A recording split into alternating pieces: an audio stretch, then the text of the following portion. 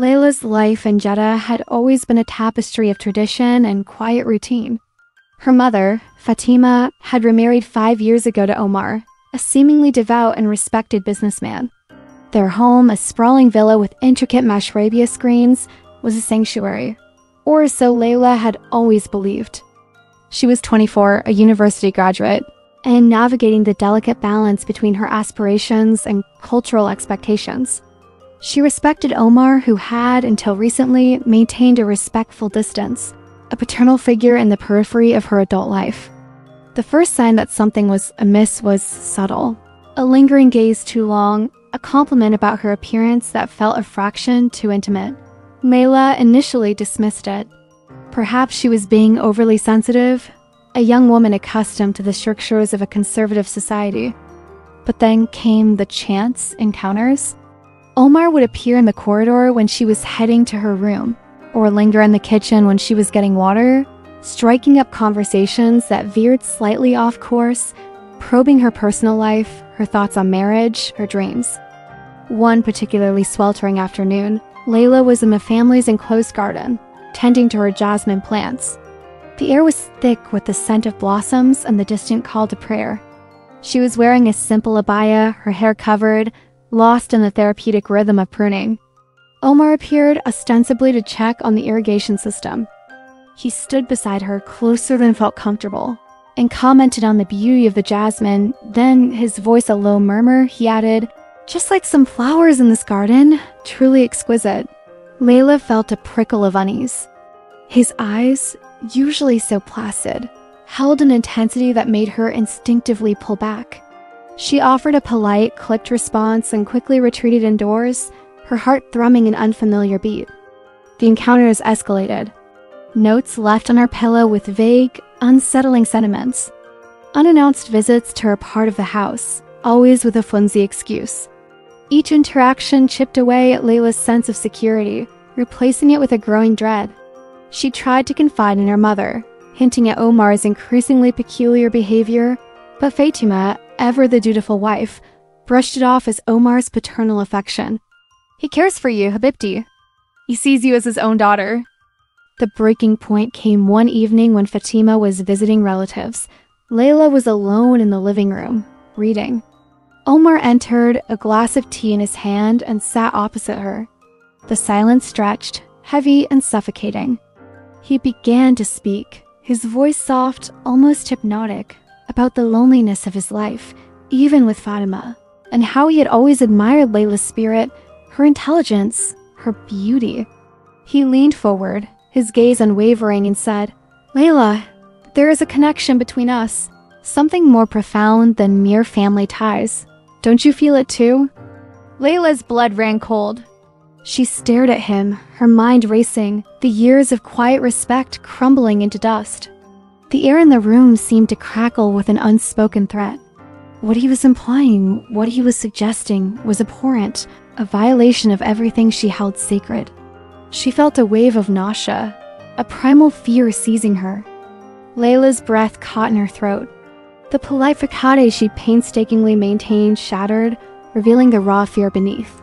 "Omar," she managed, her voice a thin whisper, "what are you saying?"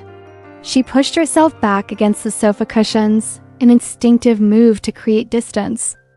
A faint, unsettling smile touched Omar's lips. "I'm saying, Layla, that you are a woman of remarkable beauty and spirit. A woman who deserves to be truly seen, truly cherished." He set his tea glass down on the ornate coffee table, the clink echoing loudly in the suddenly cavernous room. "Fatima, she's a good woman, yes, but she does not understand the depths of my heart, the passion I hold." His gaze intensified, stripping away her composure. "But you, Layla, I feel you would understand. You're different." His words, coated in a sickening sweetness, were a direct assault. Layla's mind reeled, trying to process the magnitude of his audacity, the betrayal of her mother, and the profound violation of her own person. This wasn't a misunderstanding. This was a predatory confession. The air grew heavy, thick with unspoken impropriety. She could feel the blood draining from her face, her hands trembling in her lap. "Omar," Layla said, finding a surprising surge of strength from her terror. "You are my stepfather. This is wrong. You cannot speak to me like this." Her voice trembled, but she met his gaze, refusing to cower. He chuckled, a low, unsettling sound. "Wrong? Is it wrong to acknowledge a deep connection? To yearn for what one truly desires?" He leaned forward, closing the distance she had desperately tried to create. "Think, Layla, your mother is often busy, preoccupied. You are a young woman, full of life, full of needs that are perhaps not being met." He paused, his eyes scanning her face, looking for any sign of weakening, any crack in her resolve. "I can offer you a life of comfort, of understanding, of companionship that no one else can." A cold fury began to burn within Layla, eclipsing her fear. This wasn't just an inappropriate advance. It was a calculated manipulation, a disgusting violation of trust and family bonds. "Get out," she said, her voice low and steady, laced with a venom she hadn't known she possessed. "Get out of my sight. You are despicable." Omar's smile faltered, replaced by a flicker of surprise, then something darker. "Layla, don't be foolish. You misunderstand my intentions. I only wish for your happiness, your true contentment." He began to rise, moving towards her. Layla scrambled to her feet, knocking over the small side table next to her, sending a ceramic vase crashing to the marble floor. The sharp sound echoed through the silent house. "Don't come near me," she commanded, backing away, her eyes darting frantically towards the door, then to the heavy brass ornament on the mantelpiece. Her heart hammered against her ribs, a frantic drumbeat of panic. She had to get away, and she had to do it now. "Layla, you are overreacting," Omar said, his voice now edged with a patronizing tone, as if speaking to a child. "Think about what I'm offering. Think about the consequences of your refusal." The veiled threat hung heavy in the air, chilling her to the bone. Ignoring him, Layla turned and bolted. She ran not towards her room, but towards the main entrance of the villa, her abaya tangling around her legs. She fumbled with the heavy bolts, her fingers clumsy with terror. Behind her, she could hear Omar's footsteps, calm and deliberate, following her. Each step was a hammer blow against her nerves. Finally, with a desperate wrench, the lock yielded. She pulled open the massive wooden door and stumbled out into the cool night air, gasping for breath. The streetlights cast long, distorted shadows, and the familiar quiet of her neighborhood now felt menacing. She didn't know where she was going, only that she had to get away from him, away from that house that had suddenly become a cage. Layla ran blindly, the sounds of the night blurring into a symphony of her own pounding heart and ragged breaths. Her bare feet slapped against the cool pavement as she fled, her mind a whirlwind of fear and disbelief. Where could she go? Who could she trust? Her mother, Fama, was miles away visiting her aunt. Calling her now would only cause panic, and Layla wasn't sure her mother would even believe her. The shame, the sheer horror of it was a heavy cloak around her. Her gaze frantically scanned the darkened street. A few houses had lights on, but approaching a neighbor in the dead of night in such a state of disarray felt impossible. The conservative society she lived in emphasized discretion, and the scandal of accusing her stepfather would be catastrophic. She couldn't risk it. Then a name flashed through her mind like a beacon. Amira. Amira. Her best friend since childhood lived just a few blocks away.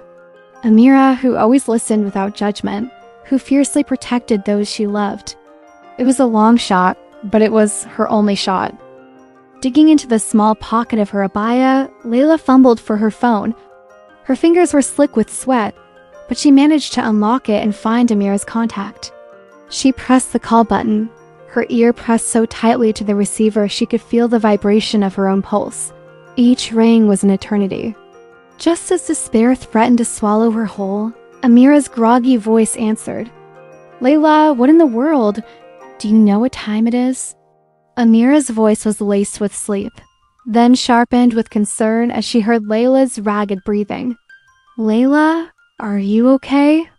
What's wrong?" "Amira," Layla choked out, tears finally breaking free and streaming down her face.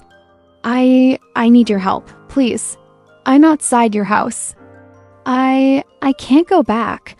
The words tumbled out, a desperate plea. She huddled in the shadow of a large date palm, shivering despite the warm night, her eyes darting back towards her own darkened villa, half expecting Omar to emerge. A beat of silence, then Amira's voice, now fully awake and laced with urgency. "Stay right there, Layla. Don't move. I'm coming out." Amira's initial shock quickly morphed into a furious protectiveness.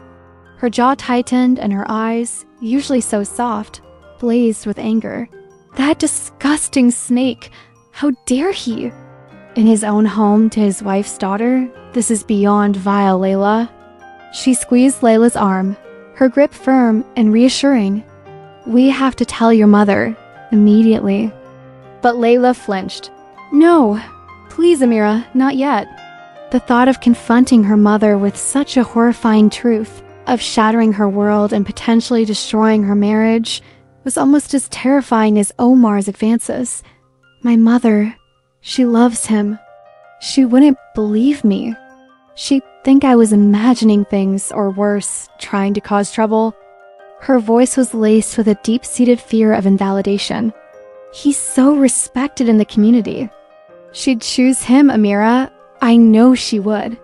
The shame of it, the potential for being disbelieved and cast out, was a suffocating weight.